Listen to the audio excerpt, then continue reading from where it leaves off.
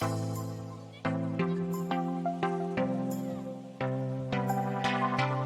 Para Todos Verem apresenta Pensar Inclusivo, o podcast que comenta, provoca e diversifica opiniões sobre a acessibilidade nos eventos, no entretenimento e na cultura.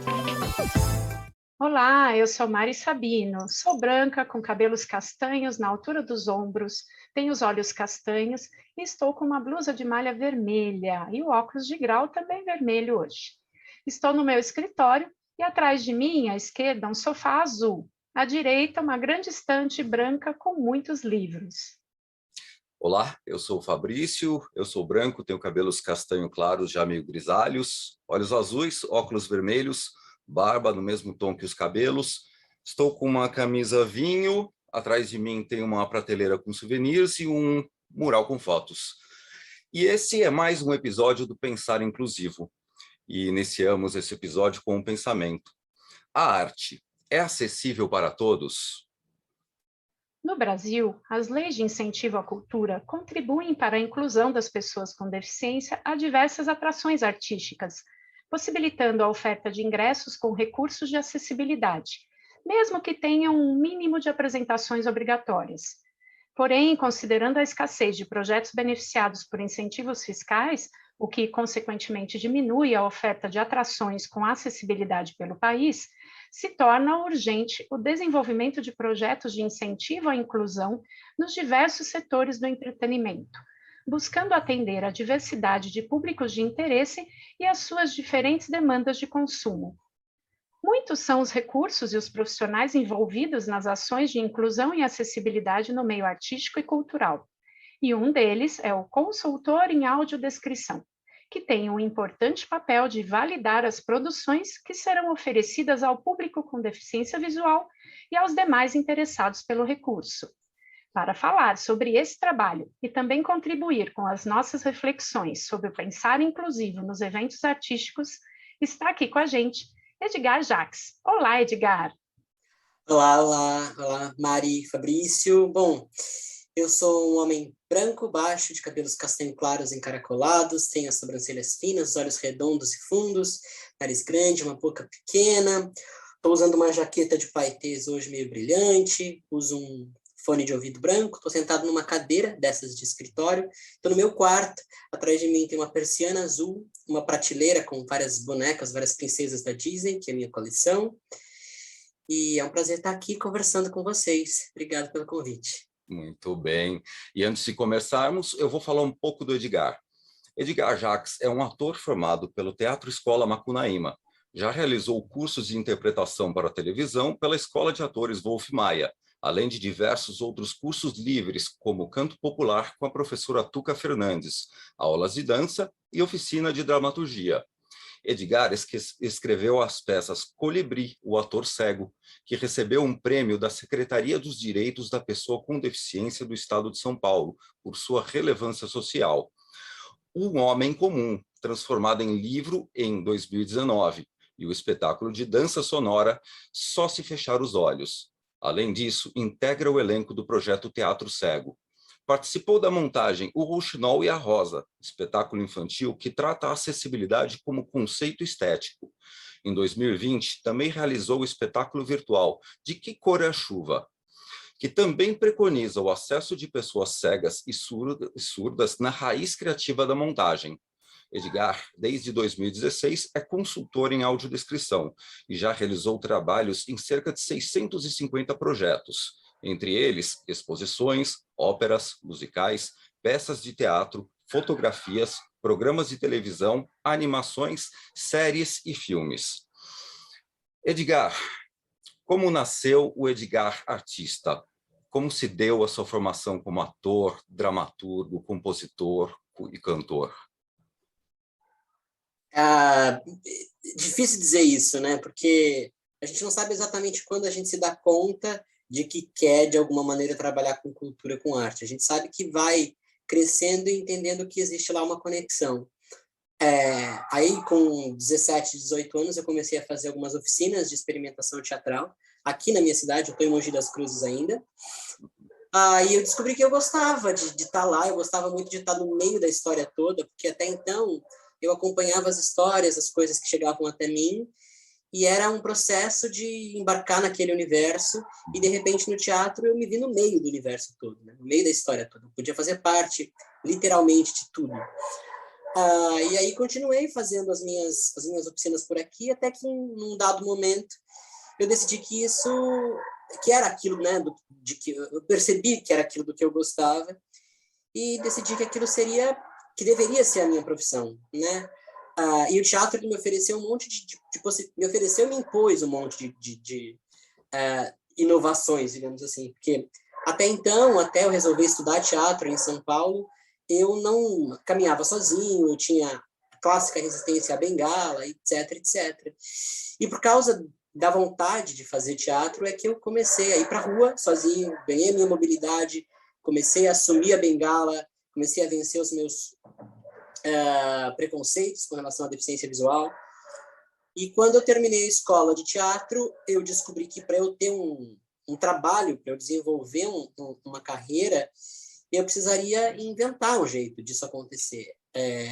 Não existe, até hoje, uma referência, um referencial, né? Artistas com deficiência que chegaram... Claro, existem artistas com deficiência, mas na grande mídia, por exemplo, que é o que chegava até mim enquanto criança, a representação dessas pessoas era pífia, né? Era mínima, era praticamente inexistente. Então, e também por causa disso, dessa falta de acesso desses artistas ao universo das artes, é que não se tem muita técnica, né, de ensino da interpretação, por exemplo, para alguém que não enxerga. Então, eu, recém-saído do teatro escola, falei, vou ter que escrever para que eu tenha algum espaço de trabalho, para que eu organize algum espaço de trabalho. E, claro, conforme as coisas foram acontecendo, e foram acontecendo muito lentamente, eu descobri os meus nichos, assim, descobri os grupos de pessoas que se interessavam por aquilo que eu me interessava, descobri as pessoas que queriam também fazer aquilo que eu estava querendo fazer. Muito lentamente, a gente começou a se colocar, e claro que houve aí uma coincidência histórica, porque a minha carreira começou a andar e a LBI, por exemplo, foi aprovada, a gente começou com um processo de acessibilização de filmes, a audiodescrição começou timidamente a se popularizar. Claro, não posso dizer que a audiodescrição seja popular ainda, mas eu peguei um momento em que isso começou a ser assunto, isso começou a ser pauta aqui e ali, e aos poucos a coisa vai aumentando. Então, respondendo a pergunta diretamente, surgiu o artista de uma necessidade de executar uma tarefa, de um lugar encontrado, é aqui que eu habito, é aqui meu habitat, é a arte em que eu funciono, e as outras coisas meio que vieram a reboque, né? O escritor, o dramaturgo, o compositor, o cantor, tudo isso veio de uma necessidade de complementar o ator que eu descobri que eu queria ser. Tudo isso fazia parte de um universo que eu estava criando lá. Então, eu precisei aprender a escrever, eu precisei aprender a cantar, eu precisei aprender a produzir as coisas que eu queria, para poder ser o ator que eu queria ser. E acho que eu estou sendo ainda, né? Estou desenvolvendo, estou buscando esse caminho ainda. Eu sinto que eu estou colocando uma pedrinha aqui, aí pulo para outra, aí vou para outra. Então, existe um processo aí que está se fazendo ainda. Perfeito. Nós vamos voltar ainda a falar sobre a sua formação como ator, mas paralelo a isso, queremos saber como você se tornou consultor. Consumindo primeiro a audiodescrição, Uhum. Eu comecei a frequentar espetáculos que ofereciam um recurso. Eu nem lembro exatamente quando, nem como eu ouvi falar disso. Eu sei que um dia eu estava no teatro com fone de ouvido e acompanhando uma peça e achei aquilo encantador. Eu falei, nossa, que sensacional.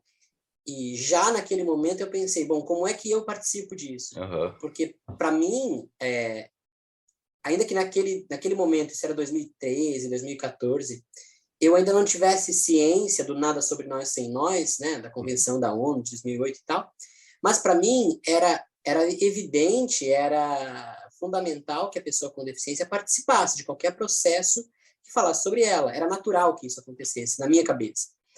E eu fiquei imaginando onde que eu me encaixo aqui, né? Qual que é a função? Então eu comecei a procurar cursos de audiodescrição, até que eu encontrei um que era oferecido pela Rosa Matsushita, e aí mandei um e-mail para ela, falei, quero fazer seu curso, e ela me recebeu, e foi o meu primeiro contato com a produção real. E aí fui descobrir os movimentos que já tinham acontecido em São Paulo, os primeiros encontros, fui me aproximar como profissional de outras pessoas que já produziam, sobretudo em São Paulo, né, naquele momento. Então comecei a fazer alguns trabalhos voluntários. A Rosa é a grande responsável pela minha entrada na consultoria, porque ela gostou de mim no primeiro curso, e aí me indicou para outros cursos, aí foi comigo fazer outros cursos, a gente foi conhecendo mais pessoas, e ela foi me guiando, assim, ela foi me oferecendo os trabalhos. Olha, pegamos um trabalho aqui, não tem grana nenhuma, você topa fazer? Topo, vamos fazer. Então começou como um trabalho de aprendizado, assim, como um processo de aprendizado mesmo.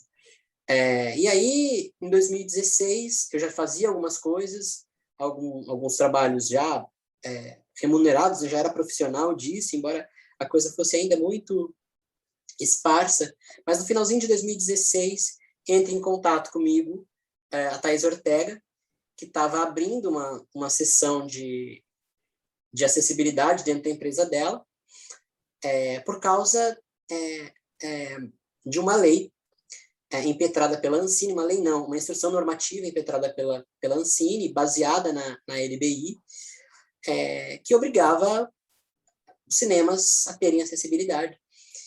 Então, Thaís me convidou, ela também não sabia o que era audiodescrição, estava fundando o departamento, mas ainda caindo de paraquedas nisso. A gente foi lá, teve algumas conversas, e comecei a ajudá-la a formatar como seria esse departamento dentro da empresa dela. E a partir disso as coisas começaram a se desenrolar, assim, foi tudo muito rápido, tudo muito, nesse momento, né, a partir de 2017, tudo muito numa avalanche, assim, não só os trabalhos com cinema, mas também outros trabalhos com teatro, com exposições pictográficas e tal. Então foi tudo, acho que eu fiz um primeiro caminho, fiz uma primeira incursão e a coisa não andava, até que de repente ela destravou e foi. Que maravilha. E na sua formação como ator, como foi a adaptação das vivências do curso de teatro? Como é que era a sua interação durante as atividades com os colegas? Eu sempre fui um aluno de escola regular, isso é importante dizer. Eu nunca frequentei nenhuma instituição para pessoas com deficiência visual. Então, eu sempre busquei a minha própria maneira de acessibilizar a minha educação. Num primeiro momento, minha mãe funcionava como acessibilizadora, num outro momento os computadores começaram a fazer esse papel em algum grau, num outro momento os celulares. E o teatro é uma atividade muito do jogo, né? É uma atividade muito do estar presente, do experimentar, e por mais que não se tenha pensado numa técnica, né, para ensino da interpretação para pessoas com deficiência, o teatro está aberto para o experimento. Uhum. Na escola de teatro, o que eu não conseguia executar quando um professor, né, exigia ou pedia uma determinada tarefa, eu dizia, olha, isso eu não consigo, posso fazer assim? Uhum. Era um jeito que era pensado naquele momento, mas era essencial que os professores estivessem abertos para que eu propusesse. E muitas vezes eles mesmos propunham coisas. Embora nesse momento na escola de teatro, em vários momentos dentro da escola de teatro, eu senti que havia uma certa condescendência naquilo que eu apresentava. As pessoas me acolhiam, mas ainda existia um comportamento capacitista no sentido de que não se exigia mais de mim. Eu acho que eu podia ter dado e aprendido mais se as pessoas não tivessem sido ou se as pessoas tivessem sido um pouco mais duras, eu acho, na relação com a minha produção artística, tecnicamente mesmo.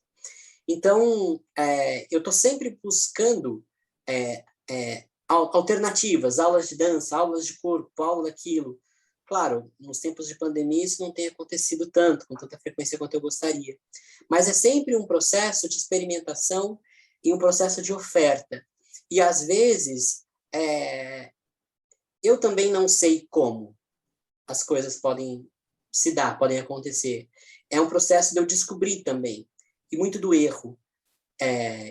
Tentar uma coisa e não funcionar, tentar outra coisa e aí funcionar. Mas uma coisa curiosa, assim, que quando eu fui fazer o meu curso de interpretação para televisão, porque no Macunaíma não tem, é focado muito no teatro, né? Então fui para o Wolf para experimentar a coisa da televisão. E aí lá tem uma estrutura incrível, etc. E no primeiro dia de estúdio, eu estava completamente perdido, assim, eu falei, não faço ideia de como é que eu vou realizar isso. Então a professora chegou para mim e falou, olha, pensei numa coisa, lidamos com um eixo cruzado, são 3 câmeras, então televisão é assim que se faz. E a gente pensa muito em área de câmera, que o ator tem que saber onde é que a câmera, qual é a área do estúdio que tal câmera está pegando. Ele tem que se defender sempre para a câmera. E isso é feito muito pela localização do equipamento, né, de filmagem. Então ela propôs que eu entrasse sempre no estúdio e perguntasse, cadê você câmera 1, cadê você câmera 2, cadê você câmera 3? E fiz, e funcionou. Então, falando com o pessoal da técnica, falando com os câmeras que estavam ali dentro, eu comecei a entender onde é que eles estavam posicionados. E comecei a sacar, então, aqui eu consigo me defender, aqui eu não consigo. Claro que rolou muito de eu ficar de costas para a câmera, rolou de eu virar o rosto demais. Então, o erro é muito bem-vindo nesse sentido, né? De que eu não posso ter medo, embora eu tenha muito medo de errar, porque eu sou muito autocrítico, mas eu tenho que treinar o não medo do erro. Tenho que fazer e a coisa tem que dar errado para eu entender o caminho que eu não devo seguir de novo. Para ser corrigido. Processos que você vai criando, vai inventando em cada situação nova que você entra. Excelente. O Edgar, na primeira vez que eu assisti o Roxo Não é Rosa, eu lembro que você citou uma questão bem interessante que, assim, ninguém imagina como é que foi no seu trabalho como ator. Como é que vai assimilar o movimento corporal, facial das pessoas sem deficiência visual? Como é que você vai interpretar? Como é que você pega esse repertório? Na verdade, existem vários caminhos. Bom, todos os caminhos ainda estão levando ao topo da montanha, quando a gente fala de acessibilização de processo de interpretação de um ator cego. Você pode pensar na cópia, você pode pensar num processo em que o ator vai até lá e toca o rosto de um outro ator, e toca o corpo, entende aquele tônus, entende a respiração daquele outro ator. Esse é um processo possível. Mas esse é um processo que vem de fora para dentro, né? E que dá um certo trabalho e que, de algum modo, nega uma característica essencial da gente que é cego, que é o fato de ser cego, né? Essa busca até cruel de parecer ser quem você não é. Perfeito. Então, o meu processo, o processo que funciona, que tem funcionado melhor para mim no teatro e eu acho que esse é um processo que funciona para todos os atores, né? O ator que copia uma expressão corporal, facial, tem a tendência a ser um ator canastrão, mesmo sendo um ator vidente. Um ator vazio, um ator oco, um ator de cópia. Então, eu comecei a entender que o meu repertório de movimento, ele precisa ser ampliado, sim, e o que eu preciso saber desse repertório que se amplia aos poucos é que eu preciso estar consciente do meu corpo naquele momento, para aquela cena, para aquele lugar.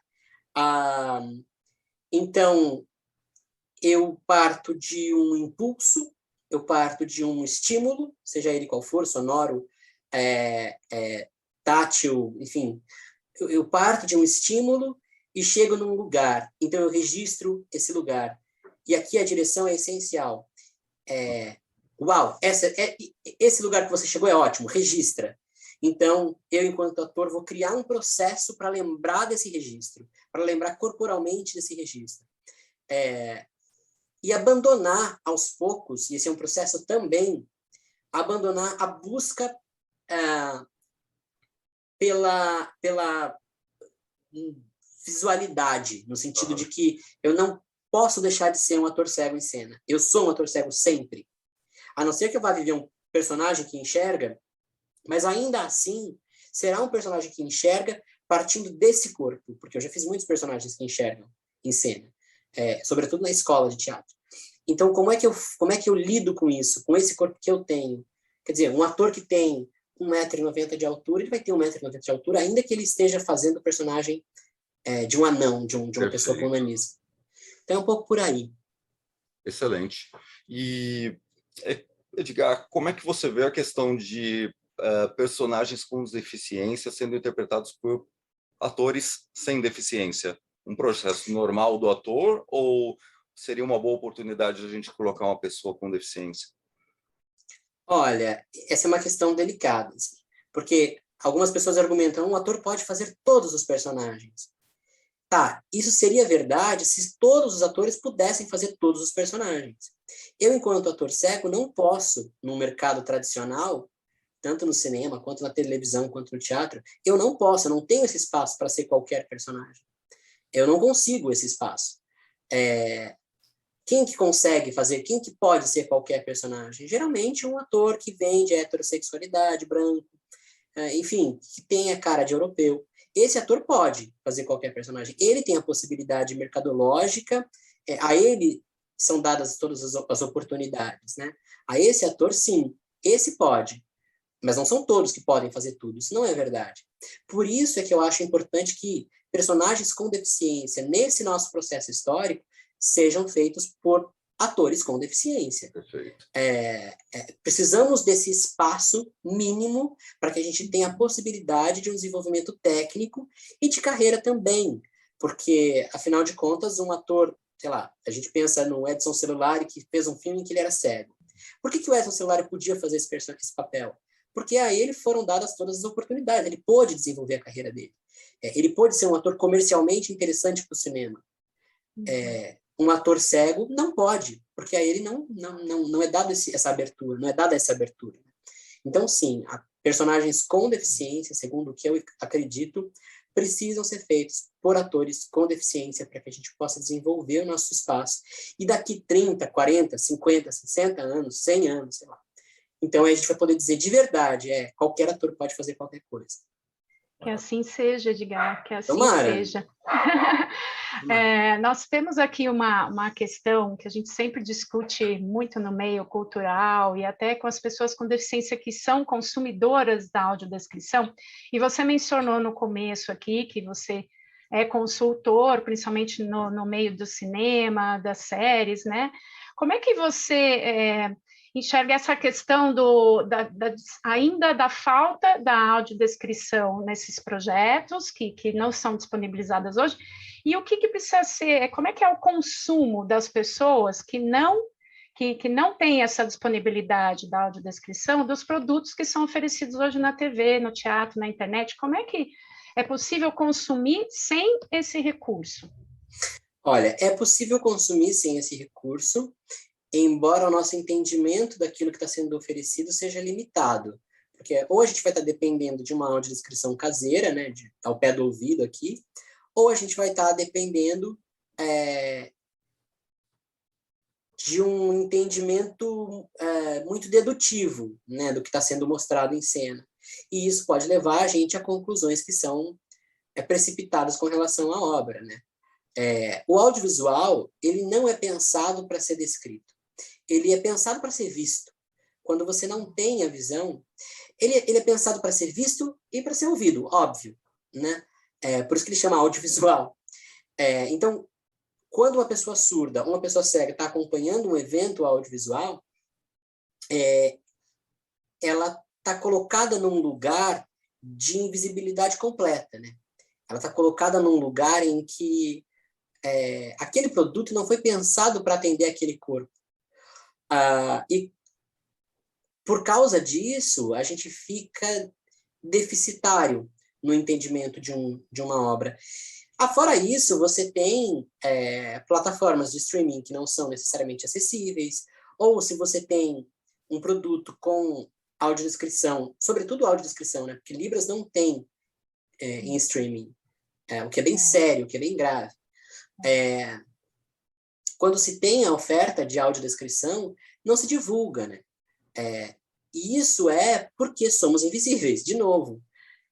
Se fôssemos vistos como target, como perfil de consumo, então, deixaríamos de produzir a audiodescrição simplesmente porque, ou caridade, ou por obrigação de lei e tal.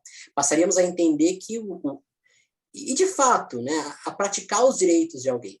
Acessibilidade não é caridade, não é solidariedade. É direito, eu tenho o direito de acessar. É muito louco você pensar mercadologicamente no streaming, por exemplo, porque eu pago a mensalidade, mas eu não tenho acesso a todos os produtos. Eu não consigo sequer saber quais são os produtos que estão naquele momento em alta. Quer dizer, as coisas estão melhorando, mas eu ainda sou invisível. E um outro... Pode falar, Maria. Não, é uma questão até que vou emendar um pouquinho em relação a isso, falando do teatro. A gente tem essa questão da invisibilidade quando a gente pensa nas cotas que você comentou aí. Existe a lei de incentivo, existe aos poucos, esse entendimento da acessibilidade, mas pensando também no consumo do teatro, do cinema, a pessoa sair de casa, na questão dos espetáculos, qual que é a sua opinião sobre as cotas de ingresso? Pensando também, fazendo esse paralelo do streaming, né? Não foram lá perguntar quantas pessoas estão assinando essa plataforma e quantas delas necessitam do recurso, né? Não tem uma pesquisa, eu pelo menos nunca participei, nunca chegou a mim uma pesquisa para perguntar o que tipo de recurso que eu usava, que idioma que eu queria ouvir, né? Que também é legal, e a gente pensa em TV aberta, hoje tem a dublagem, mas pensando também, fazendo um paralelo hoje às cotas de ingresso, você acha que está dentro dessa questão também da disponibilidade? O que você acha dessas cotas? Um dia eu tenho, somente naquele dia vai ter audiodescrição. Como que você vê isso? As cotas, elas são necessárias para, primeiro, uma formação de público. As pessoas com deficiência foram negadas, né? Vou falar especificamente do espaço, né, do lugar de pessoa cega. Se você vai a uma peça de teatro que não tem audiodescrição e alguém descreve para você, você é expulso de lá, quer dizer, no sentido de que incomoda, de que as pessoas reclamam. Então, como é que eu posso me sentir em casa num espaço que me nega, né, o acesso? Então,